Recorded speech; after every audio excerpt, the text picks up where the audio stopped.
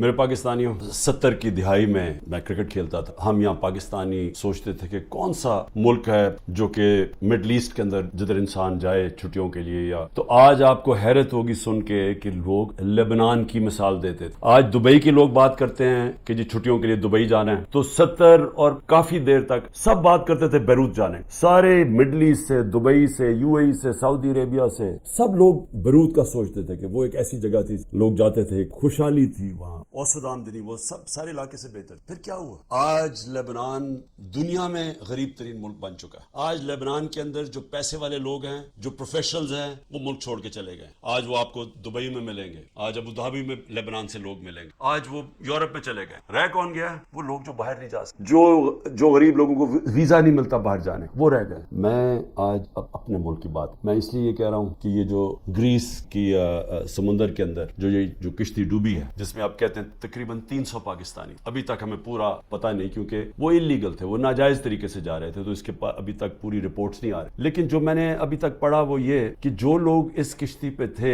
ان سے مغربی اخباروں نے انٹرویو لیا, ان کے جو لوگ بچے تھے یا جنہوں نے وہاں سے, جو یہ آزاد کشمیر سے کئی لوگ گئے ہوئے, تو جب ان کے انٹرویو میں پوچھا گیا, انہوں نے کہا امید ہی ہم کچھ نہیں تھی, ہمیں امید ہی نہیں تھی کہ ہم اپنی زندگی بہتر کر سکتے. اس لیے وہ ساروں نے کیا کیا, پیسہ جمع کیا, قرضے لیے, پیسہ جمع کیا, قرضے لیے, پھر ناجائز طریقے سے ان کو یہ کوشش تھی کہ کہیں کسی طرح ہم یورپ میں چلے جائیں, ملک چھوڑ کے کسی طرح نکل جائیں, یا امید ختم ہو گئی. آج صرف جو یہ ہمارے غریب لوگ جن کے پاس اب بے روزگاری بڑھتی جا رہی ہے, آج صرف وہی نہیں صرف چھوڑ کے جا رہے ہیں, ہمارے 10 لاکھ پروفیشنل ملک چھوڑ کے چلے گئے اور جا رہے ہیں. لوگوں کو اگر یہ امید ہو کہ آگے جا کے حالات بہتر ہو جائیں گے, وہ کہا ٹھیک ہے یہ مشکل وقت برداشت کر رہے ہیں, لیکن جو حالات اب جا رہے ہیں, لوگوں کی امید جا رہی ہے ملک سے, جو آج اقتدار میں بیٹھے, جن کا جینا مرنا اس ملک میں تو ان سے آج بات کر رہا ہوں. میں لیبنان کی اس لیے مثال دے رہا ہوں کہ ہم بڑی تیزی سے اس طرف جا رہے ہیں. ہم اس وقت اتنی تیزی سے وہاں جا رہے ہیں کیونکہ ملک کے اندر جو دولت بڑھتی ہے, جس کو ویلتھ کریشن کہتے ہیں, دولت میں جو اضافہ ہوتا ہے, وہ تو سکڑ کے 6% سے جا کے نیچے چلا گیا ہے, 0.2%. کئی کہتے ہیں اسے بھی نیچے چلا گیا. جو انڈسٹری جس کی وجہ سے روزگار ملتا تھا لوگوں, وہ جو انڈسٹری تیزی سے بڑھ رہی تھی, وہ انڈسٹری تو نیچے چلی گئی. ابھی سینٹ ہیئرنگ کے اندر وہ ٹیکسٹائل انڈسٹری والے لوگوں نے سینٹ کے اندر جا کے بتایا ہے کہ 40% پاکستان کی ٹیکسٹائل انڈسٹری بند ہو چکی ہے. 70 لاکھ لوگ جو ٹیکسٹائل انڈسٹری میں کام کرتے تھے وہ بے روزگار ہو گئے ہیں, اور 25% مزید اگر انہوں نے کہا کہ یہ آپ نے نہ کیا تو 25% مزید اور بند ہو رہی. اب یہ یاد رکھیں کہ یہ صرف سال پہلے مجھے ٹیکسٹائل والے لوگ کہتے تھے کہ ہمیں ٹیکسٹائل کا ورکر نہیں مل رہا, ٹیکسٹائل انڈسٹری بوم کر رہی تھی. تو وہ ایک سال کے اندر یہ ملک کدھر سے کدھر گیا ہے کہ میں نے صرف یہ تو ٹیکسٹائل انڈسٹری جب گئی, ایکسپورٹس کم ہوئی, جو ہمیں ڈالر میں بھیج رہے تھے ریمیٹنسز, جو ورکرز تھے, وہ 13% کم ہو گئی. ہم نے صرف ایک سال کے اندر جو ڈالر ہر سال بڑھ رہا تھا, ہمارے آخری 2-3 سال ڈالر بڑھتے جا رہے تھے, ریمیٹنسز بڑھتی جا رہی تھی, ایکسپورٹس بڑھتی جا رہی تھی, ہر سال بڑھتی جا رہی تھی. ریکارڈ تھی ہماری آخری ایک سال. وہ صرف جو ریمیٹنسز میں کمی ہوئی ہے اور جو ایکسپورٹس میں کمی ہوئی ہے, 7.1 ارب ڈالر ہوا ہے.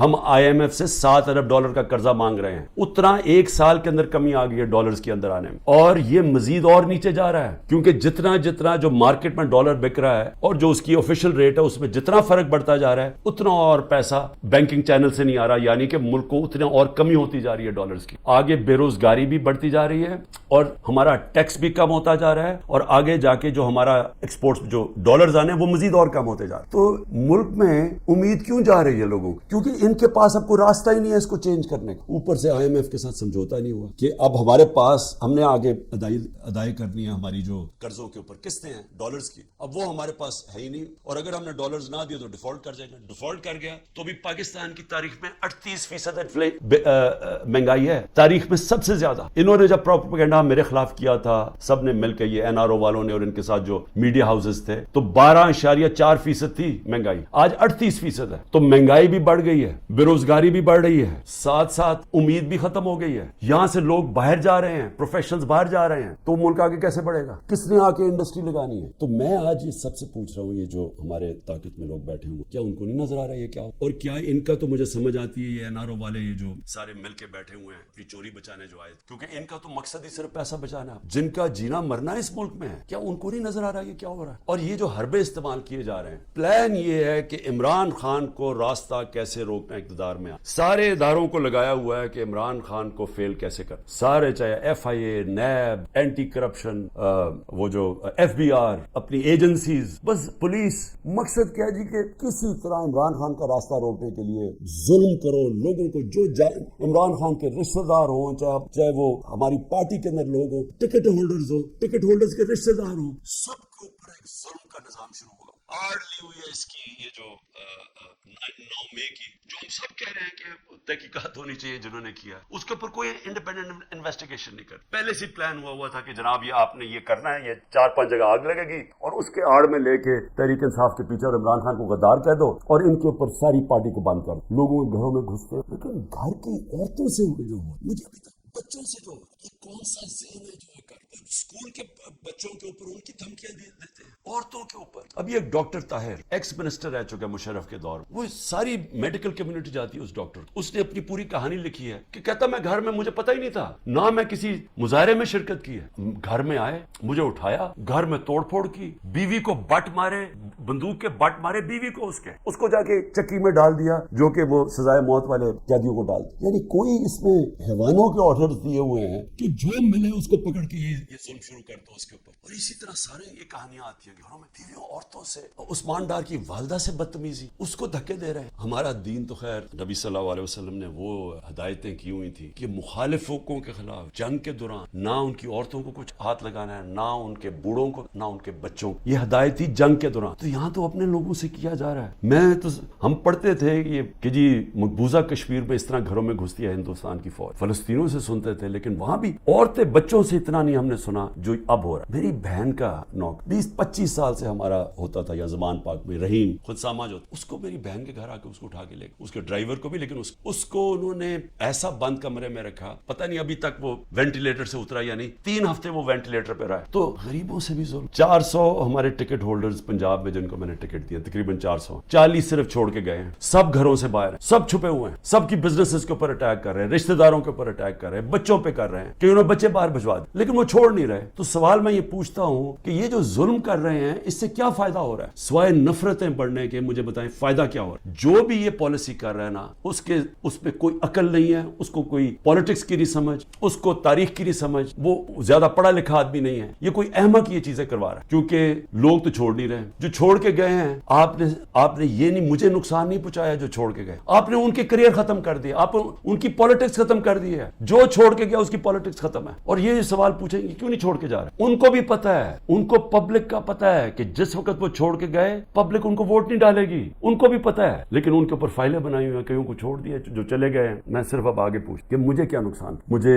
میری بہنوں کے اوپر اور بھی رشتہ داروں کے اوپر انہوں نے کیا, یہ اسی طرح کی سختی. سب بیٹھے ہیں, سہ رہے ہیں سب. میرے گھر ابھی تک سیکورٹی کا جو چیف تھا وہ ابھی تک غائب ہوا اس کو اٹھا کے لے گئے. یہاں سے وہ آئے بچے بےچارے سوشل میڈیا کے پرسوں, ان کو پکڑ کے لے گئے. وکیل میرا آیا جو اس کا کوئی تعلق ہی پارٹی سے نہیں, وہ اس کے ڈرائیور کو اغوا کر کے لے گئے, وہ رات تک اس کو رکھا. تو کیا میں اس سے ڈر جاؤں گا یا پیچھے ہٹ جاؤں؟ کیا مجھے اس سے یہ جو کیسز ہیں, قتل کا کیس میرے اوپر کر دیا, میری بہن کے اوپر کیس کیا ہوا ہے اینٹی کرپشن نے, 6 ارب کی زمین لیا میں لیا اس نے جب میں پرائم منسٹر. یعنی ایسے ڈفر ہیں لوگ, میں واقعی یہ ڈفر ہی ہوں گے. وہ اینٹی کرپشن سے کیس کروایا, وہ اس نے چیک سے پیسے دیے, اور پیسے کتنے تھے؟ 6 کروڑ کی زمین, 75 لاکھ اوپر ٹیکس دیا ہوا ہے, وہ چیک سے سارا دیا ہے, وہ چیک کے نمبرز ہیں, چیک کی ڈیٹ ہے, اور وہ کب دیے ہیں, وہ میری بہن نے وہ کب یہ پراپرٹی خریدی جب حمزہ شریف پنجاب کا چیف منسٹر تھا, میں پرائم منسٹر ہی نہیں تھا تب. تو اب سوچ لیں کہ یہ کس سطح کے اوپر پہنچ گئے کہ 160 کیسز ہو گئے میرے پر. کیا میں پیچھے ہٹ گیا ہوں؟ کیا میں پیچھے ہٹ جاؤں گا؟ میں تیار بیٹھا ہوں, مجھے پورا پتا ہے کہ انہوں نے جیل کا پلان بنایا, میں تیار ہوں جیل کے لیے, لیکن اس سے کیا ہوگا؟ جب میں جیل چلا جاؤں گا ڈسکوالیفائی کر دیں گے,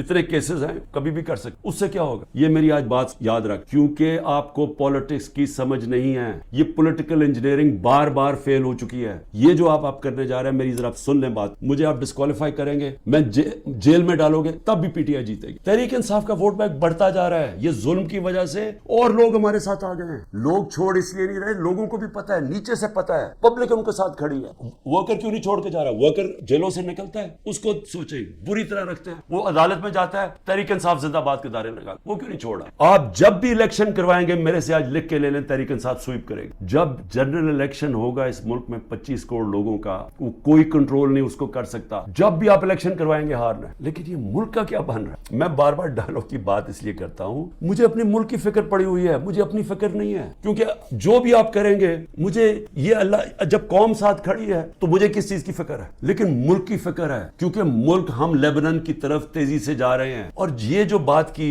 ख्वाजा आसिफ ने ओवरसीज पाकिस्तानी, ये मेरी बात याद रखना कि जब भी ये मुल्क इंशाल्लाह एक दिन हम खड़ा करेंगे, ओवरसीज पाकिस्तानी के कंधों के ऊपर खड़ा होगा. उसने इतनी स्टूपिड बात की क्योंकि उसमें कम अकल का आदमी है. उसने ये कहा कि जनाब वो जनाजे सिर्फ दफनाने आते हैं यहाँ. उसको ये नहीं पता कि जब ख्वाजा आसिफ और नवाज शरीफ और जरदारी जैसे लोग इस मुल्क के ऊपर बैठे होंगे तो वो इस मुल्क के अंदर कभी अपना पैसा इन्वेस्ट नहीं करेंगे, सरमायाकारी नहीं करेंगे. वो लोग हैं, वो तब इस मुल्क के अंदर पैसा लेके आएंगे जब रूल ऑफ लॉ आएगा, जब अदालतों के ऊपर उनको इत्तेमाद होगा. या तो सुप्रीम कोर्ट का फैसला नहीं मानती गवर्नमेंट, या तो अदालतों के फैसले नहीं मानती, पुलिस ही नहीं मानती उनके फैसले. किसने पैसा लेके आना है पाकिस्तान? तो वो फिर अपने जनाजे दफनाएंगे ना. यहाँ असल में पैसा पड़ा हुआ है. वर्कर्स, हमारे रेमिटेंसेस आती हैं हमारी मिडिल ईस्ट से, सऊदी अरेबिया से, यूएई से सबसे ज्यादा. लेकिन जो सरमायाकारी सबसे ज्यादा आएगी वो आएगी अमेरिका और यूरोप से और बर्तानिया से, क्योंकि उनके पास असल पैसा पड़ा हुआ है. सिर्फ 16,000 पाकिस्तानी अमेरिकन डॉक्टर्स के जो वर्थ है वो $200 अरब है. तो जब हम माहौल ठीक करेंगे तो वो पैसा आएगा. यहाँ तो जंगल का कानून है. यहाँ जो हालात देख रहे हैं, यहाँ तो लोग छोड़ के जा रहे हैं मुल्क. तो पैसा किसने लेके आना मुल्क में? अगर तो आपके पास कोई गेम प्लान है कि इमरान खान को अगर हम निकाल के तो हमारा मुल्क ठीक हो जाएगा, वो मुझे बताए, मैं पीछे हट जाता. लेकिन अगर गेम प्लान सिर्फ ये है कि इमरान खान रास्ते से हट जाए क्योंकि यहाँ लोगों को अपनी जाती फायदे नजर आ रहे हैं, लोग अपने एनआरओ मिल जाएगा लोगों को, तो इमरान खान तो रास्ते से नहीं हटेगा. इमरान खान बैठा है यहाँ, जो करना करो. लेकिन मुल्क, हमारा मुल्क कभी भी माफ नहीं करेगा. ये तारीख नोट कर रही है जो लोग कर रहे हैं इस मुल्क के साथ, जो इन्होंने हुकूमत गिरा के साजिश के तहत जो किया है मुल्क के साथ, ये सारा तारीख का हिस्सा बन गया और ये कौम भूलेगी नहीं उनको. पाकिस्तान